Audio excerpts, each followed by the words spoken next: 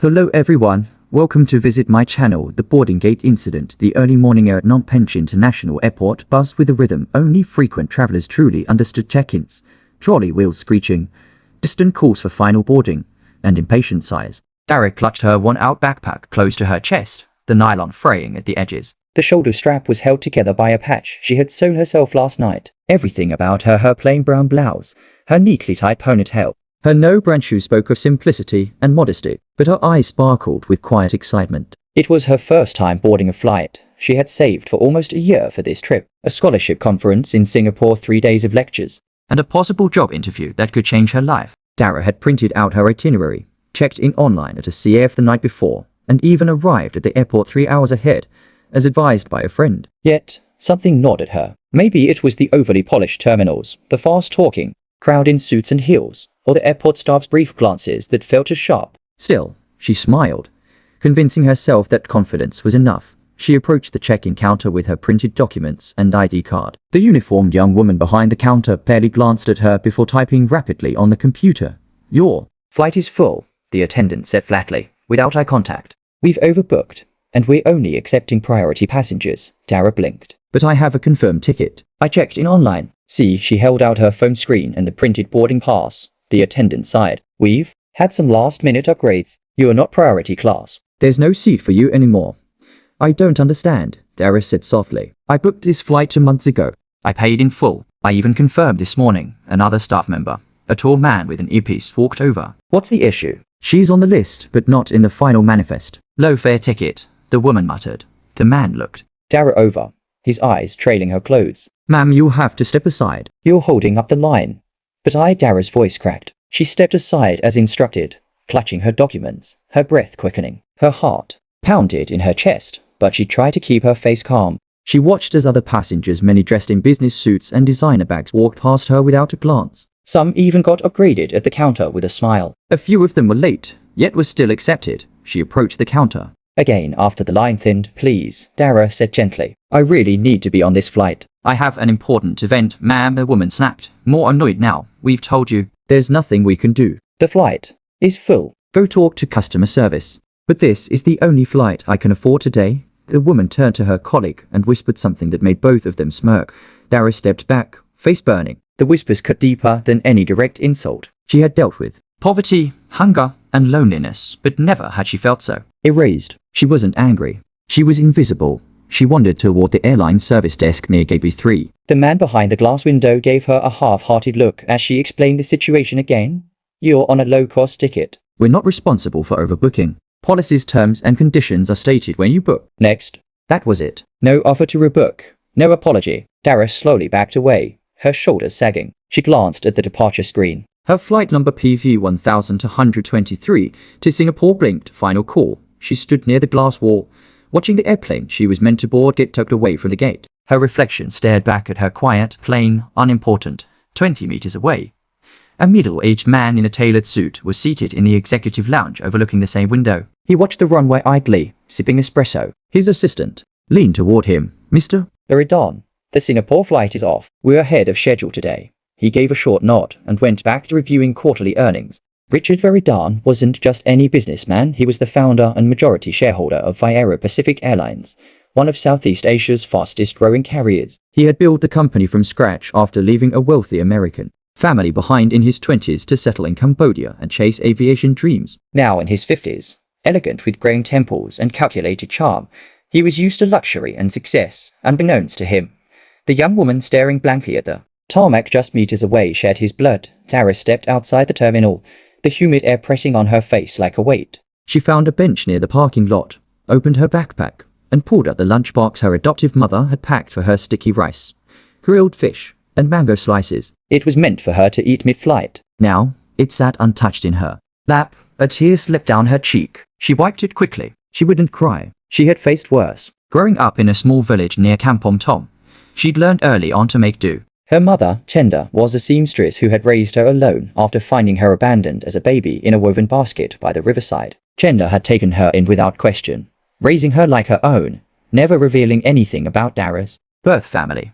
Dara's fingers trembled as she opened her phone. She had missed her chance. She wouldn't be able to attend the conference. She'd disappoint the committee, her professor and herself, and there would be no interview, no change. She didn't know what stuck more, the cancellation or the way. She had been dismissed, treated like background noise. Inside the terminal, a junior operations officer pulled aside a supervisor. "Hey, I think there was a mistake." "What mistake?" "That girl, Dara something, she was marked for a full fare ticket. It must have been an error to downgrade her on the manifest." The supervisor rolled his eyes. "Doesn't matter now. Flight's gone, but she had a seat, then she'll file a complaint and get a voucher. Don't worry about it. People like that always overreact."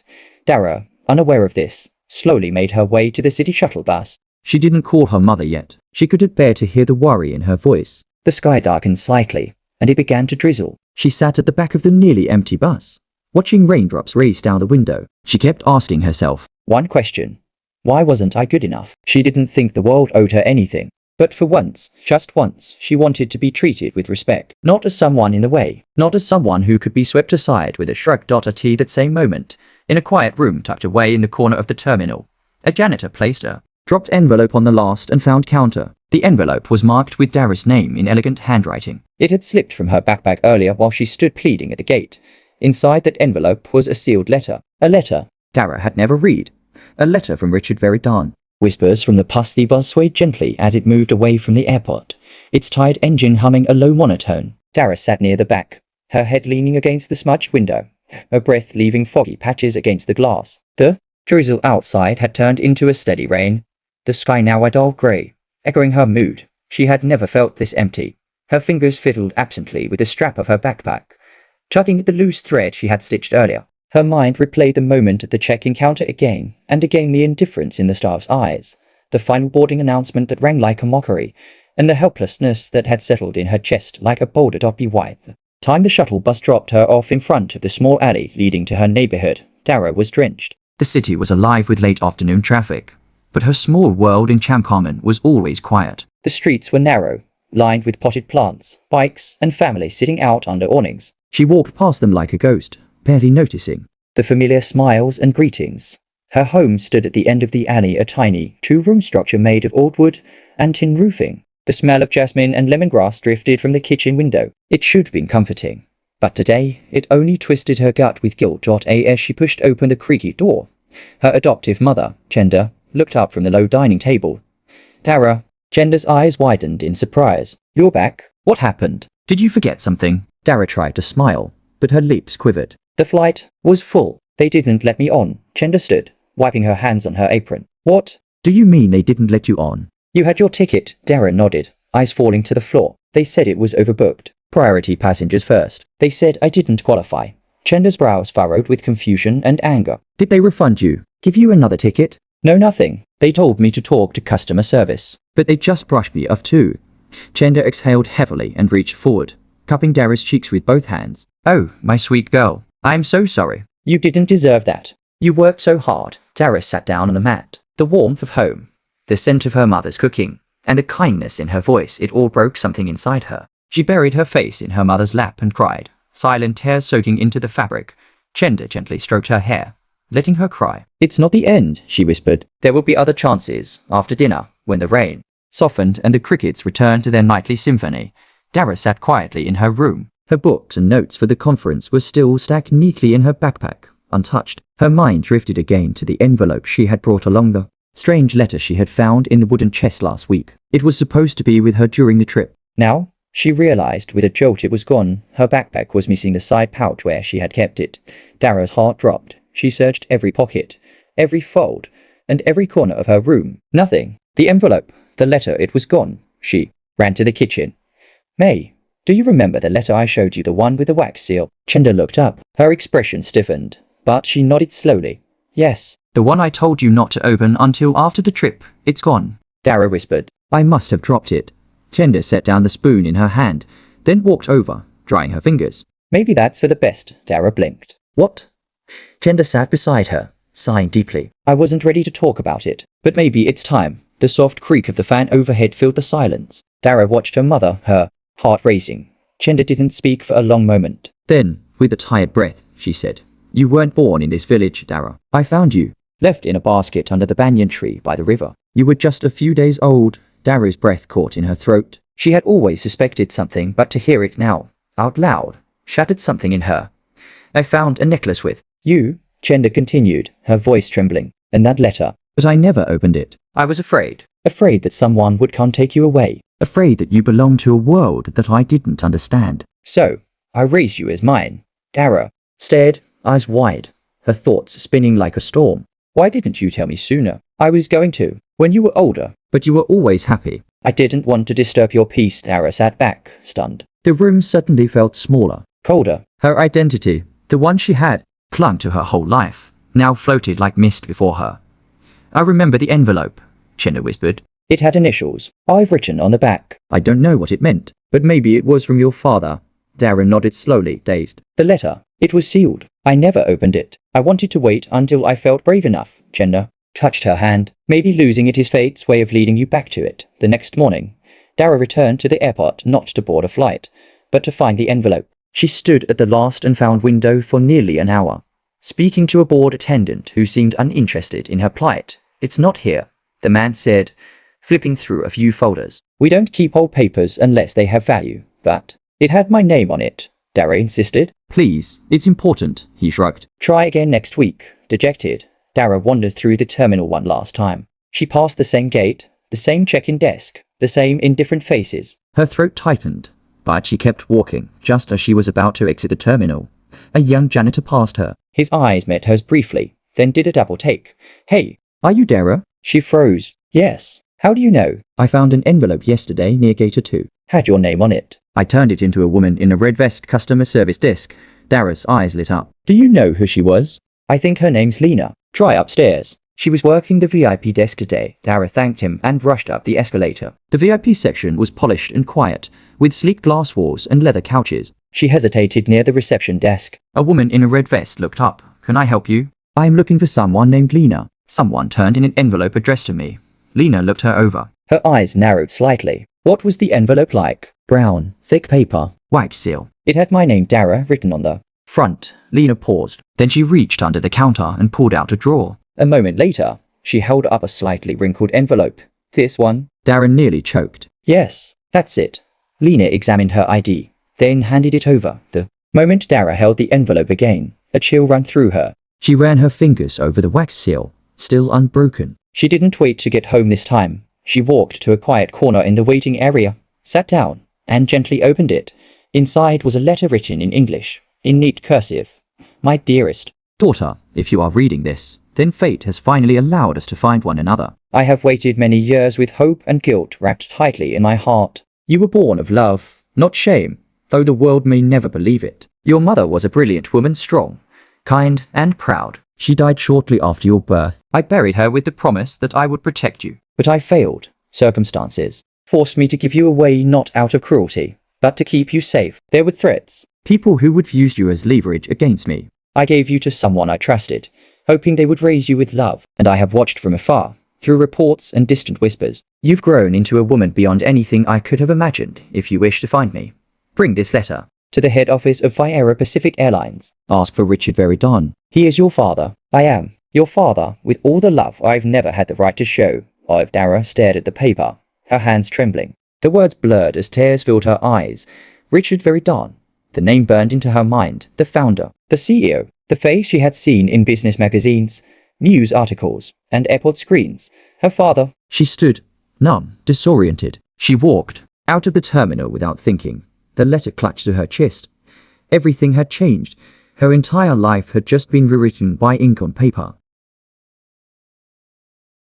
The meeting she never expected. The streets of Phnom Penh blurred past the tuk-tuk as Dara sat with the letter pressed to her chest. Her mind buzzed with confusion, disbelief, and questions that had no easy answers. The city, usually so familiar, felt distant and surreal now. Her father, a man she had never met, whose name she had only vaguely heard in the background of airline advertisements, was none other than Richard Veridon, the founder and owner of Viera Pacific Airlines, the very airline that had just humiliated her.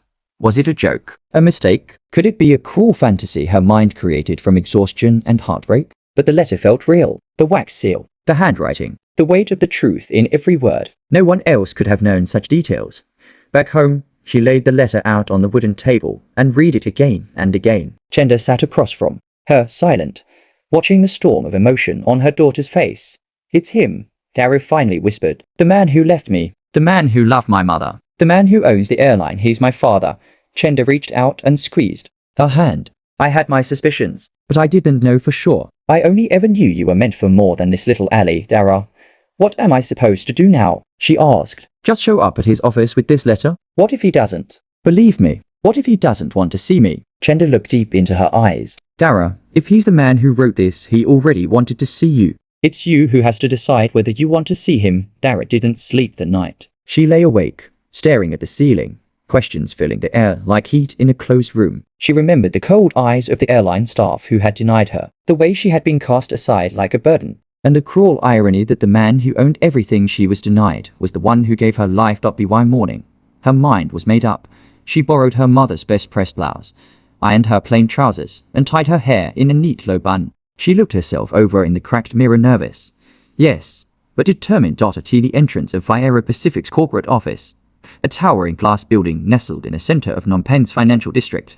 Dara felt more out of place than she ever had. The doormen in gold-trimmed uniforms, the echo of heels on marble, the scent of cologne and expensive perfume, all of it whispered, "You don't belong here." But she clutched the envelope tighter and stepped through the front doors. The receptionist at the front desk looked up from her screen. "May I help you?" Dara hesitated, then said, "I'm here to see Mr. Richard Veridan. I have a personal letter for him." The receptionist tilted her head. "Do you have an appointment?" "No, but he might recognize my name," Dara said, voice trembling. "I'm Dara Chenda." The receptionist gave her a polite but skeptical smile. "I am afraid Mr. Veridan is very busy. Can I get someone from public relations to assist?" Dara pulled the envelope from her bag and slid it forward. "Please." This was written by him. "I'm not asking for a meeting. Just give him this letter. If he wants to see me, I'll wait." The receptionist eyed the wax-sealed letter, uncertain. But something in Dara's expression made her pause. She picked up the phone. "I'll see what I can do." Dara sat down on a leather couch across the lobby, her hands fidgeting in her lap. She watched executives pass by, interns carrying coffee trays, marketing managers laughing behind glass doors. This was a world she had never touched before. A world built by the man whose blood ran in her veins. 20 minutes passed, then 30. She began to wonder if they had tossed the letter. Maybe he didn't remember her. Maybe he didn't care. But then the elevator doors opened. A tall man in his 50s stepped out, his silver hair immaculately styled, his eyes sharp and clear. He wore a charcoal grey suit, perfectly tailored, and walked with a quiet authority that silenced the room. Richard Veridan. He held the letter in one hand. His eyes scanned the room and landed on Dara. For a moment, they simply stared at each other, two strangers with the same dark eyes, the same nose, the same unspoken pain. Then he walked forward. "You're Dara," he said softly. She stood, her knees wobbling. "Yes." He glanced down at the letter again, then back at her. "I wasn't sure I'd ever see you. I wasn't sure you'd want to." He nodded slowly. "I didn't know if I deserved to." They stood in silence for a long moment, the hum of the building around them fading into the background. "Come," he said finally. "Let's talk. Somewhere private." The executive lounge on the top floor was quiet and lined with floor-to-ceiling windows. The city stretched out like a quilt of silver and green beneath them. Dara sat in a leather armchair, nervously holding a glass of water while Richard poured himself tea. "I want to say something first," he said, setting the cup down. "I know what you must think of me, and I don't blame you. I don't know what to think," she whispered. "Until yesterday, I didn't even know your name." Richard leaned forward. "I was 28 when I met your mother. She was the most remarkable woman I'd ever known. We kept it a secret because I was in the middle of a hostile merger, and my business partners were ruthless. When she got pregnant, I thought I could protect her, but things spiraled. She died giving birth to you. And I panicked." He swallowed hard. "There were threats against you, people who would use you to get to me. I didn't trust anyone. So I did the only thing I thought I could. I sent you away with someone who promised to protect you. You never came back," Dara said, her voice shaking. "You never tried to find me." "I did," he said, almost pleading. "I watched from afar. I hired people to check in. I knew you were safe, but I was a coward. I didn't know how to face you." She looked away, tears welling. "Do you know what it's like to grow up never knowing who you are? To be the girl who doesn't look like anyone in her village, who doesn't know why she was left behind." "I do now," he said quietly. She turned to him. "And then of all things I go to your airline, and your staff treats me like garbage. Like I am not even worth a seat on the plane." His expression darkened. "I heard about that. The letter you gave me, your story, it broke me. I've already launched an investigation. It's not just about me," she said. "It's about how people like me simple. Poor people get treated every day. Your airline has your name on it. But your people don't act like it. He nodded solemnly. You're right, and that will change. Dara looked down at her lap. So, what now? Richard leaned back, watching her. That's up to you. She blinked. What do you mean? I'm not here to force a relationship. You don't owe me anything. But if you want to know more, if you want to be a part of my life, I'm here. I'm ready. Finally, Dara's throat tightened. The little girl in her heart, the one who had always wondered where she came from, screamed, yes. But the woman sitting in the leather chair was cautious. Wounded. I don't know how to forgive you, she said honestly. But I want to try. Richard smiled faintly. That's all I could ever ask. They spoke for hours. He told her stories of her mother, how she had been a lecturer at a university, how she had loved literature and baked banana bread every weekend. He showed her a photo, worn and faded, of a smiling young woman with long black hair and eyes just like Dara's. He told her about his regrets, his long nights, his quiet shame. She told him about her life in the village, about Chenda, the woman who had raised her with love and dignity, about her dreams of becoming an education advocate, about the scholarship conference she had missed. I can still get you to Singapore, he said quietly. We have a flight tomorrow morning. I'll fly with you myself, if you'll let me. Dara smiled. A real smile for the first time in days. That would be nice. The next day, at dawn, she arrived at the airport again, this time not as a forgotten passenger, but as someone seen.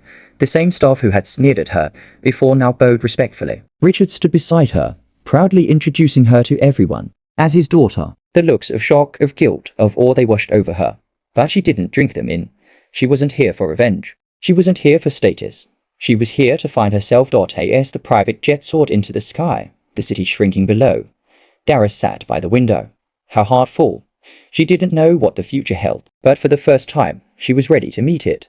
The truth in the executive lounge. The sleek private jet sliced through the early morning clouds, its wings gleaming under the golden kiss of the rising sun. Dara sat quietly by the window, her forehead resting gently against the cool glass. Her heart, still tender from yesterday's revelations, fluttered between awe and anxiety. Across from her, Richard Veridon, her newly discovered father, scrolled through emails on a tablet, but kept glancing at her when he thought she wasn't looking. She caught one of those glances now and met his eyes. He gave her a soft smile, the kind of expression that held apology, gratitude, and longing all at once. First time flying like this? He asked gently. She nodded. First time. Flying at all? His brows lifted slightly. Really? She smiled shyly. I never had the chance. I thought I would. A few days ago, his face darkened, shadowed by guilt. I read the full report on what happened. I'm ashamed. I won't excuse it. She turned toward him more fully. You don't have to. But you should fix it. For others like me. I will, he promised. You have my word. The two fell into a comfortable silence after that, broken only by the low hum of the engines. As the city of Singapore appeared on the horizon, its skyline glinting in the sun, Dara felt a quiet strength awaken in her. She was here, not because someone gave her a favor, but because she had forced through the humiliation, the unknown, and the pain to seek the truth. And she had found it. Later that day, after attending part of the educational summit she was originally invited to, Dara found herself ushered into the luxurious Viera Pacific Executive Lounge inside Singapore Changi Airport, one of the airlines. Crown jewels, polished marble floors, gold-inlaid partitions, and soft lighting gave the space an air of refined elegance. But what caught her attention wasn't the opulence, it was the long row of airline employees standing in stiff formation. Uniformed staff, including the very supervisors and customer service agents who had denied her boarding, stood quietly, awaiting the arrival of their CEO. And her, Dara, was no longer a simple woman in their eyes. She was the daughter of the man who signed their paychecks. But she saw something deeper in their expressions. Unease, shame, and, in some cases, fear. Richard stepped forward and cleared his throat. Before we begin our private executive session today, I want to take a moment to address an incident that should have never happened. He turned to Dara and gestured to her. This is Dara Chenda, a young woman with immense potential, courage, and integrity. Several days ago, she was denied her right to fly despite having a valid ticket. She was spoken down to, judged, dismissed. That's unacceptable. He turned back to the staff. She is also my daughter. A stunned silence fell over the room. Richard let the weight of those words hang in the air before continuing. But this isn't about nepotism. This is about the culture we've built. Somewhere along the line, we forgot what hospitality means. We forgot what our brand stands for. And we failed someone who trusted us. A shift rippled through the room, eyes averted, heads lowered. Richard nodded to a man in a navy suit who stepped forward. Effective immediately, There will be a review of all gate and ticketing staff behavior. And we are establishing a new department dedicated to ethical customer relations. Dara will serve as an advisor to that division, should she choose to. Except Dara blinked. Her eyes widened, unsure if she'd heard correctly. Richard turned back to her. If you're willing, I'd like you to help us build something better. 1,000 thoughts raced through her mind. Her mother's small sewing room, the long nights studying under flickering lights, the sharp humiliation of being dismissed. And now this. A chance not just to have a voice, but to be the voice for others like her.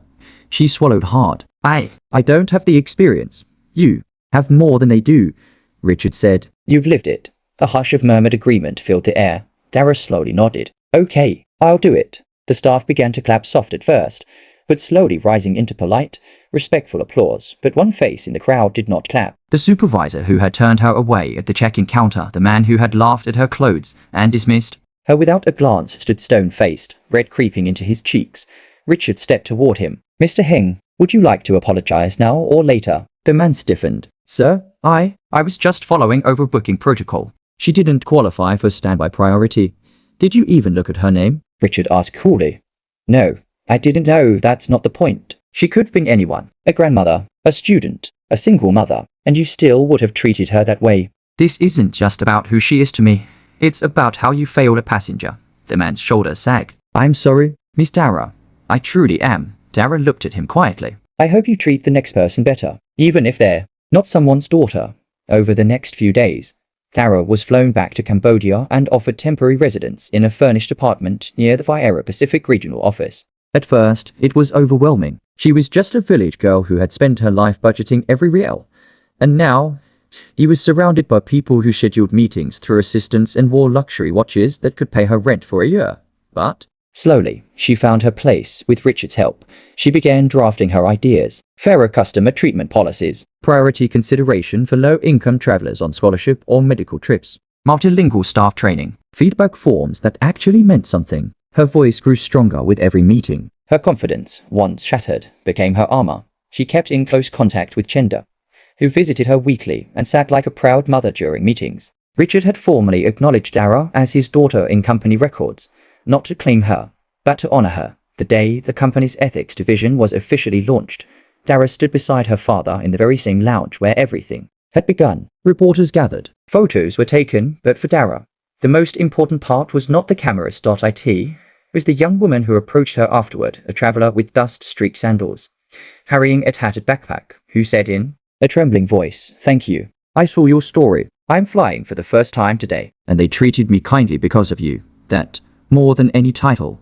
filled Dara's heart with purpose. Months later, as the rainy season began again, Dara sat beside her father on a flight not in first class, but in economy, surrounded by everyday travelers. She had asked to ride here, to listen and observe. Richard looked at her, amused. You know, you're the only person who could drag me out of the executive suite.